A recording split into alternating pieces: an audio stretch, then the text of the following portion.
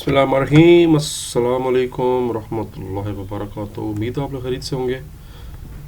Chapter number 7 شروع کیے ہوئے اور بہت اہم چیپٹر ہے ماڈل پیپر کے حساب سے بھی، اور قومی یکجہتی اساسی ہم آہنگی کا چیپٹر ہے۔ اس میں اب لانگ کوسچن کرنے جا رہے ہیں۔ میں آپ کو پہلے بتا چکا ہوں لانگ کوسچن آپ نے کچھ اور بھی تیار کرنے ہیں۔ جو 149 پیج کا دوسرا لانگ کوسچن ہے، اس میں صرف رکاوٹیں بتائی جا رہی ہیں، آپ نے رکاوٹوں کا حل بھی تیار کرنا ہے۔ ایک بات۔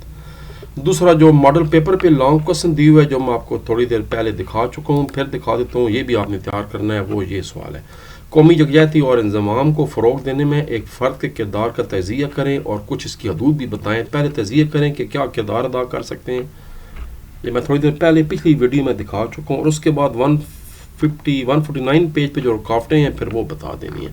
تو یہ ایک علیحدہ لانگ کوسچن بن جائے گا، اور جو کوسچن نمبر 2 ہے اس کو بھی چینج کر کے ایک نیا لانگ بن سکتا ہے، جس میں رکاوٹیں بھی بتائی جائیں گی اور ان کا حل بھی بتایا جائے گا۔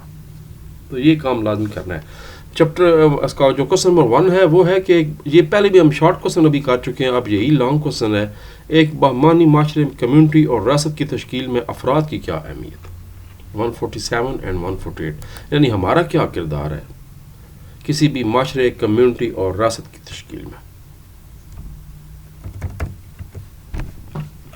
تو سب سے پہلے ریاست کی تشکیل میں، معاشرے کی تشکیل میں افراد کا کردار یعنی کمیونٹی آ گئی۔ اب یہ آپ نے پورا بتانا ہے۔ تھوڑی دیر پہلے میں نے شارٹ کوسچن کرایا تھا، وہ کرایا تھا معاشرہ تشکیل دیتے ہیں، اب آپ نے پورا کرنا ہے۔ یہ سوسائٹی ہو گئی،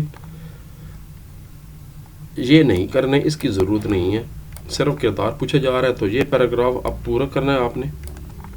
اس کے بعد کمیونٹی کی بات کریں، اب کمیونٹی کا بھی آپ نے پوری بات کرنی ہے، 4 لائنیں لکھنی ہیں۔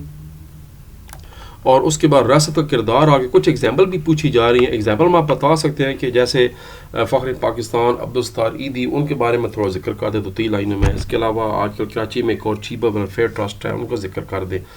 تو اس طرح جو ہے مختلف آپ 3-4 اہم شخصیات کا ذکر کریں جنہوں نے بڑے اہم کردار ادا کیے ہیں ریاست میں، معاشرے میں اور کمیونٹی میں، کیونکہ سوال میں کچھ ایسے بھی کرداروں کے بارے میں بھی پوچھا جا رہا ہے، ایگزامپل پوچھی جا رہی ہے۔ تو یہاں تک یہ کام ایک لانگ ہو گیا۔ دوسرا لانگ وہی 149 پیج پہ، جی مشہور ٹاپک قومی یکجہتی کی راہ میں رکاوٹیں۔ اب جو ایکسرسائز کا لانگ ہے اس میں صرف آپ نے رکاوٹیں بتانی ہے۔ لانگ کوسچن نمبر 2 میں نے مینشن کیے ہوئے، یہ صرف رکاوٹوں کی نشاندہی کریں اور تجزیہ کریں۔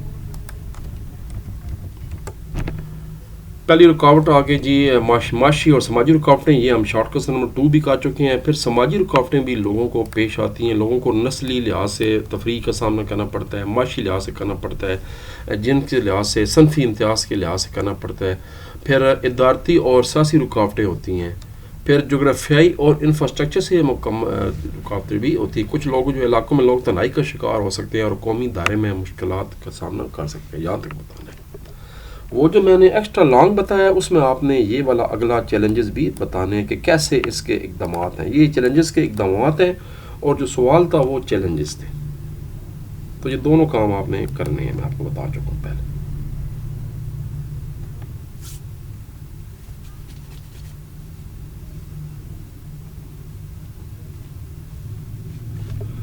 اب جناب آتے ہیں اپنے تیسرے لانگ کوسچن کی طرف۔ ایک پرامن معاشرے کے فروغ میں، یہ بھی شارٹ کوسچن سے اب اس کو ایکسپینڈ کیا گیا ہے۔ پاکستان کی جو متنوع علاقائی شناخت ہے، بہت سے کلچر ہیں، بہت سی ثقافتیں ہیں، بہت سے مذہب کے ماننے والے ہیں، بہت سی نسلوں کے لوگ ہیں، تو ان سب کے ہوتے ہوئے کس طرح احترام باہمی اور افہام و تفہیم کی فضا پیدا ہو سکتی ہے، یہ بتانا ہے۔ 151 اینڈ 152۔ پاکستان میں ایک بڑا متنوع ملک ہے جو ثقافتی، مذہبی، نسلی اور علاقائی تنوع سے مالا مال ہے۔ اگر ہم دیکھیں وہ یہیں سے لانگ کوسچن شروع ہو رہا ہے، جو کہ الفاظ سے کوسچن کے، اور یہ تنوع اگر باہمی احترام، برداشت، افہام و تفہیم کے ساتھ اپنایا جائے تو یہ ہماری بہت بڑی طاقت بن سکتی ہے، قوم کو اتحاد یکجہتی کی طرف لے جاتا ہے۔ اب جناب نسلی تنوع ہے وہ کیا ہوتا ہے اور وہ کیا کر سکتا ہے یہ بتا دیں آپ۔ پھر ثقافتی تنوع بتا دیں، 2 چیزیں۔ مذہبی تنوع پوچھا گیا ہے، 3 چیزیں۔ لسانی تنوع سوال میں نہیں پوچھا گیا، اس کو بتانے کی ضرورت نہیں ہے، لسانی ہوتا ہے زبان کی بنیاد پر۔ اور پھر جغرافیائی تنوع پوچھا گیا ہے، تو یہ پورا کا پورا بتانا ہے جغرافیائی تنوع۔ یہاں تک یہ سوال آپ کا آ کے ختم ہو جائے گا۔ 4 پوچھے گئے تھے چیزیں، میں پھر بتا رہا ہوں. نسلی یہاں سے سٹارٹ کریں گے. پہلے نسلی تنوع کا بتائیں گے، پھر ثقافتی تنوع کا بتائیں گے، مذہبی تنوع کا بتائیں گے. بلکہ اس کا ایک اور طریقہ بھی یہ ہے کہ آپ یہ تنوع بتانے کے بعد یہاں سے بھی اس کا جواب ڈائریکٹ بتا سکتے ہیں. ایک پرامن معاشرے کے لیے احترام بامی، میں دوبارہ سوال آپ کو دکھا دیتا ہوں.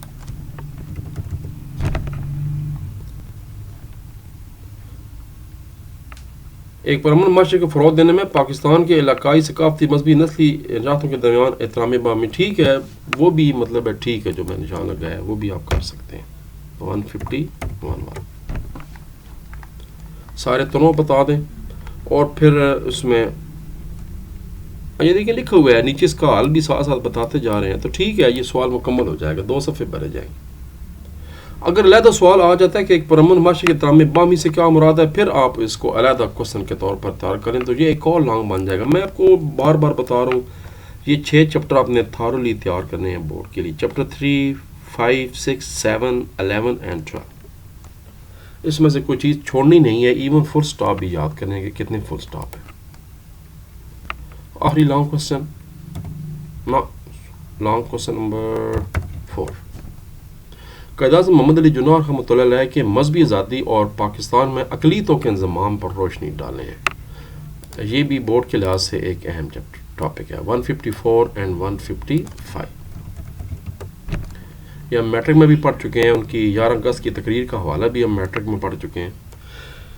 یہ پورا آپ کریں گے. قائد اعظم رحمۃ اللہ علیہ کا مذہبی آزادی کے لیے تصور، پہلے تو وہی انٹروڈکشن دے دیں جو ہم نے شارٹ کوسچن کیا تھا وہ بتا دیں. اس کے بعد ان کے جولائی 1947 میں ایک پریس کانفرنس تھی، اس کے بارے میں ذکر کر دیں. اس کے بعد مشور عالم 11 اگست کی تقریر کر دیں. آپ آزاد ہیں والی، آپ آزاد ہیں، آپ اپنے مندروں میں جانے کے لیے آزاد ہیں، اپنی مساجد میں جانے کے لیے آزاد ہیں، پاکستان کی ریاست میں کسی بھی عبادت کے مقام پر جانے کے لیے آزاد ہیں. آپ کا جو بھی مذہب، ذات، عقیدہ ہے، اس کا ریاستی کاروبار سے کوئی تعلق نہیں ہے.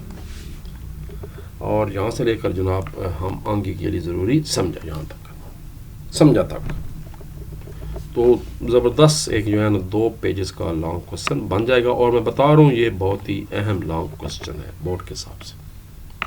اگلا سوال جناب فلاحی اسٹیٹس کے بارے میں ہے، اور اس کا پہلے تو دیکھتے ہیں کیا کوئی لانگ کوسچن ہے اس ٹاپک سے.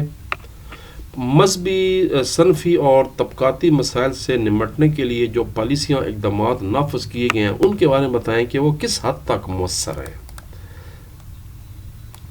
یعنی جو مذہبی بنیادوں پر ہمیں مسائل ہیں، جو صنفی بنیادوں پر ایک تقسیم ہے، امتیازی سلوک کیا جاتا ہے، جو طبقاتی مسائل ہیں، ان سے نمٹنے کے لیے حکومت نے مختلف مواقع پہ جو اقدامات کیے ہیں یا پالیسیز بنائی ہیں، ان کا تجزیہ کرنا ہے کہ وہ کس حد تک جو ہیں کارآمد ہو رہی ہیں، کس حد تک مؤثر ہیں. 159 پیج ہے.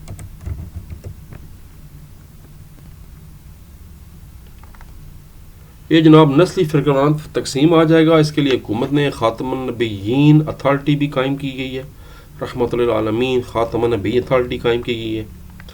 پھر جناب آپ یہ اس میں صرف آپ نے یہ ایک پیراگراف بتانا ہے. یہ پھر اس کے بعد اگلے پیج پہ آ جائیں. امتیازی سلوک کے اثرات کیا ہیں، پھر وہ بتانے ہیں. اس کے لیے جو ہے نا مختلف سوشل ایکسکلوژن جو ہے اس کو روکنے کے لیے مختلف قسم کے کام کیے جا رہے ہیں وہ بتانا ہے. پھر پاکستان کا ایک بہت بڑا مسئلہ جو تیسرا سوال میں پوچھا گیا ہے وہ مذہبی مسئلہ ہے. تو انتہا پسندی اور دہشت گردی سے نمٹنے کے لیے اس میں ہم نے وہ پڑھا تھا کہ پیام پاکستان کے نام سے باقاعدہ بہت سے جید علماء نے ایک فتویٰ بھی جاری کیے ہوئے ہے. اس کے بارے میں اس میں ذکر کر دیں. یہ دیکھیں لکھا ہوا ہے پیغام پاکستان دستاویز کا ذکر ہے، یہ بتا دیں.